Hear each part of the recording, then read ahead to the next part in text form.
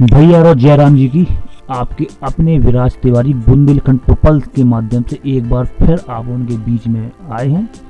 हमारे संगे एक ऐसी शख्सियत है जो खजुराहो के यूथ के रूप में जाने जाते हैं।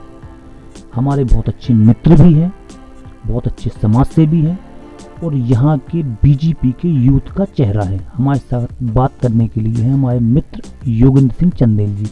आपको नए वर्ष की बहुत बहुत शुभकामनाएं चंदेल जी। आपको भी बहुत शुभकामनाएं विराज महाराज। कैसा रहो तुम्हारा 2020 है और 2021 आ गओ, तो कम से हमारे दर्शकों ने भी बधाई दे दो। 2020 कैसा रहो आपको? बुंदेलखंड ट्रूपल के सभी दर्शकों को नववर्ष की हार्दिक बधाई। 2020 कैसा रहा ये किसी को बताने की आवश्यकता नहीं। मेरे जीवन का सबसे बुरा साल था, ये मैं कह सकता हूँ। उम्मीद करता हूँ कि 2021 नए संभावनाएं, नए कार्य और नए विचारों के साथ एक अच्छे स्तर पे लेके जाएगा, न सिर्फ मुझे, मेरे शहर को, मेरे शहर के हर नागरिक को। आपको कहा जाता है कि आप खजुराहो के यूथ हैं और बीजेपी का भी यूथ का एक चेहरा है। तो नगर पालिका चुनाव की चर्चा सामने आती है, तो क्या है दाऊ साहब, का कैसी आपकी तैयारी है? देखिए, खजुराहो में जब से नगर परिषद का गठन हुआ है, तब से सिर्फ एक बार कांग्रेस के बाहर नगर परिषद रही है। लेकिन वो भी जो 5 साल थे, वो मैं भाजपा के 5 साल नहीं मानता, क्योंकि उस समय जो अध्यक्ष थे वो भी कांग्रेस से भाजपा में आए थे। तो वो 5 साल मुझे कभी भाजपा के 5 साल लगे ही नहीं। इसलिए मुझे लगता है कि जब से नगर परिषद का गठन हुआ है, तब से यहाँ पर हमेशा कांग्रेस के पास ही हमारी खजुराहो नगर परिषद रही है। अभी मुझे लगता है कि यदि हमारी पार्टी के शीर्ष नेता चाहेंगे, क्योंकि हमारे यशस्वी प्रदेश अध्यक्ष श्री वीडी शर्मा जी खजुराहो लोकसभा से सांसद हैं। वीडी भाई साहब की लोकसभा है, खजुराहो के नाम से जानी जाती है और खजुराहो की नगर परिषद है। वो कभी नहीं चाहेंगे कि खजुराहो नगर परिषद इस बार भारतीय जनता पार्टी हारे। और मुझे उम्मीद है कि यदि शीर्ष नेतृत्व खजुराहो नगर परिषद जीतना चाहता है, तो इस बार मुझे वो निश्चित रूप से उम्मीदवार बनाएंगे। और मैं विश्वास दिलाता हूँ कि खजुराहो की जनता कितना मेरे साथ है, ये चुनाव के बाद आप सबको समझ में आ जाएगा। चलो, जब बात आपने कही कि शीर्ष नेतृत्व आपकी तरफ नजर डाले, तो क्या होता है कि देखो छुट्टी दाऊ, अगर किसी प्रकार से कोई भी पार्टी अपने प्रत्याशी को टिकट देते हैं, तो उनकी विशेषता देखत आप का बता सकत कि आप खजुराहो के लाने क्या कर सकत। लो चलो, आप टिकट मिल भी गई, आप अध्यक्ष बन भी गए, तो आप खजुराहो के लिए क्या कर सकते हैं? पार्टी क्या आपके अंदर ऐसी विशेषता देखे?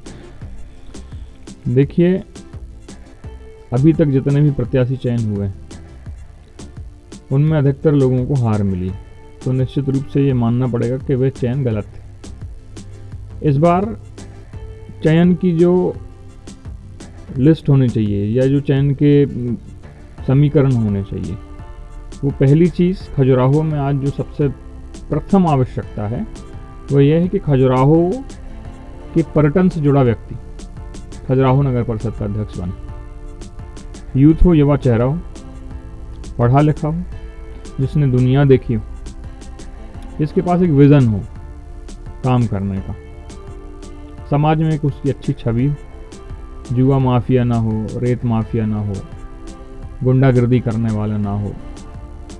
ऐसी छवि अगर देखेंगे तो मुझे लगता है भारतीय जनता पार्टी के शीर्ष अधिकारियों को, पदाधिकारियों को मेरा चेहरा समझ आएगा। मैं पर्यटन से बचपन से जुड़ा हूँ और उसके बाद मैं लगातार प्रोफेशनल रूप से पर्यटन में काम करता रहा हूँ। पर्यटन के साथ साथ मैं समाज सेवा लगातार करता हूँ एवं भारतीय जनता पार्टी की हर पराकाष्ठा पे उतरता हूँ। जो भी नियम कानून अगर देखे जाए, अभी मलेहरा विधानसभा चुनाव का भी आपको प्रभार दिया गया था, क्या रहा उसका वाकया, थोड़ा सा कुछ बताएं। देखिए, अभी तक मेरे जीवन काल में मुझे 2 बार प्रभार मिला है।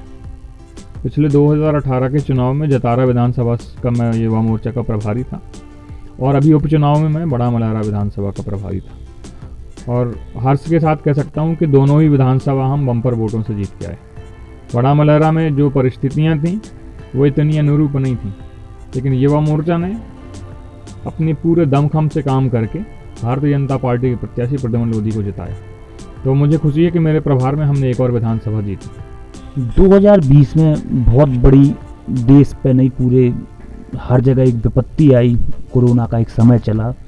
उस दौरान आपका एक वीडियो बड़ा वायरल हुआ, आपने खजुराहो की जनता का जिस प्रकार से सेवा की, उसके बाद फिर कुछ आपको प्रशासनिक कुछ परेशान किया गया, क्या था पूरा वाक्य, कुछ बताएंगे हमारे दर्शकों को। मैं आपके माध्यम से बताना चाहूँगा, मेरी परेशानियाँ अभी खत्म नहीं हुई जी। मुझे समाज सेवा का मैंने काम किया। जैसे ही लॉकडाउन लगा था, मुझे सबसे पहले चिंता उन लोगों की हुई जो रोज़ कमाते और रोज़ खाते थे।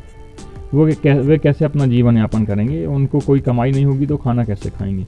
इसलिए मैंने मेरे साथियों के साथ मिलकर खजुराहो रसोई का प्रारंभ किया। जब खजुराहो रसोई प्रारंभ हुई, हर ज़रूरतमंद के पास, हर असहाय के पास, हर भूखे के पास भोजन पहुंचने लगा। हमने एक दिन में 1200 से 1500 लोगों तक भोजन पहुंचाने का काम किया। और इसी दौरान खजुराहो पुलिस के द्वारा मेरी गाड़ी पकड़ी गई, मुझ पे 188 का केस लगाया गया, मुझ पे 353 का फर्जी केस लगाया गया, जो कि सरासर झूठ था। उसके बाद चाहे मेरे राजनीति से जुड़े लोग हों या प्रशासन से जुड़े लोग हों, सबसे बातचीत हुई। सब ने कहा नहीं मामला निपटेगा, आपने अच्छा काम किया है, आपके साथ गलत नहीं होना चाहिए।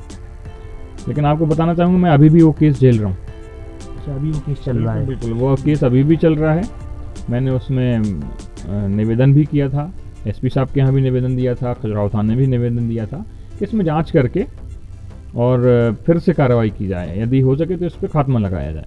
लेकिन खजुराहो में यहाँ पे एक टीआई का प्रभार मिला था, एक कोई धर्मेंद्र जोनवार जी थे, उनको पता नहीं क्या परेशानी थी और वो चालान उस पर काट के गए।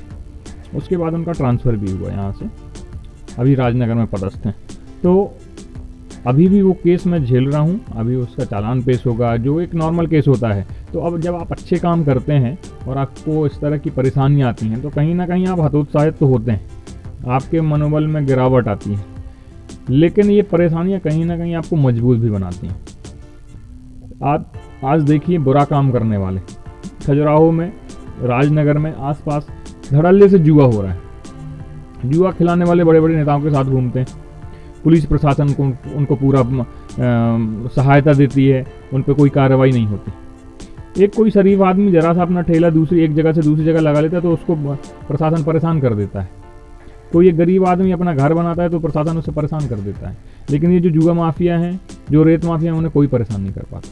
मैं अच्छा काम कर रहा था, मुझे परेशान किया गया, वो केस मैं अभी भी झेल रहा हूँ और आगे जैसा भी निर्णय आएगा केस का निर्णय। इनका सीधा स्पष्ट ये कहना है कि कहीं ना कहीं जो कार्य अच्छे करते हैं या जो करने का प्रयास करते हैं तो उन्हें कहीं ना कहीं परेशान किया जाता है या छेड़ा जाता है, विवादों से कहीं ना कहीं वो नाता जुड़ जाता है। फिर विवादों पे एक बात और सामने आई है कि अरविंद पटेल जी, जो राजनगर से ने विधानसभा का चुनाव लड़ा, कुछ सुनने में बात आई कि उनसे भी कुछ अनमन की बात सामने आई थी, क्या था पूरा वाक्य वो?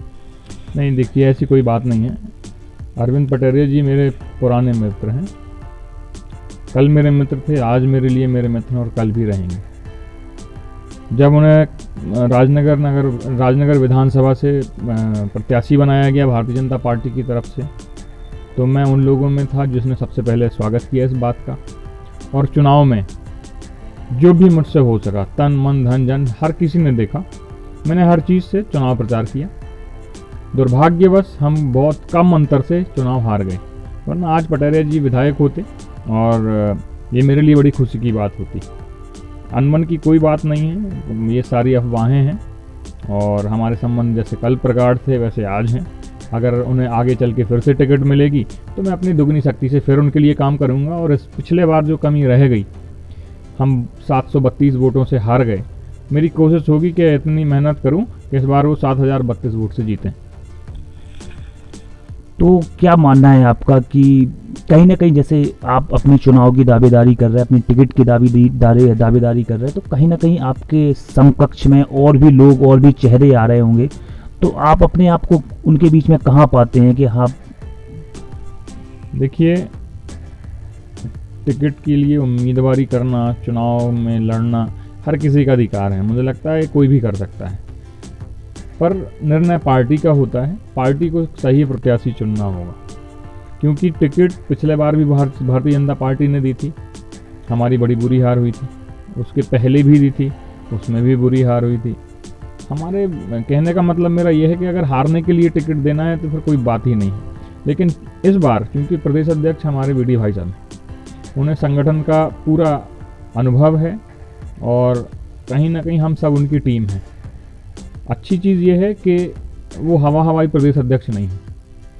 प्रदेश में किसी भी गांव में, किसी भी छोटे से छोटे शहर में यदि भारतीय जनता पार्टी का अच्छा कार्यकर्ता है तो बीडी भाई साहब उसे नाम से पहचानते हैं, और ये हमारे लिए गर्व का विषय है कि वो हमें भी नाम से पहचानते हैं। और उनके नेतृत्व में मुझे पूरा विश्वास है कि इस बार टिकट उसे दी जाएगी जिसने काम किया है, जो जीत की क्षमता रखता है और जो पार्टी के सारे पैरामीटर्स पे खरा उतरता है। ये थे हमारे साथ बात करने के लिए योगेंद्र सिंह चंदेल, मतलब छुट्टे राजा। बड़ी बेदागी से हमारी बातों का जवाब दिया। बहुत बहुत धन्यवाद ट्रिपल से बात करने के लिए। कैमरामैन कुछ बोलना चाहते हैं थोड़ा सा? मैं सभी को एक बार फिर से नववर्ष की शुभकामनाएं देता हूं आपके माध्यम से, और ट्रिपल बुंदेलखंड की टीम को भी मेरी बहुत बहुत बधाई, शुभकामनाएं। वो जो ये काम कर रहे हैं बहुत अच्छा कर रहे हैं।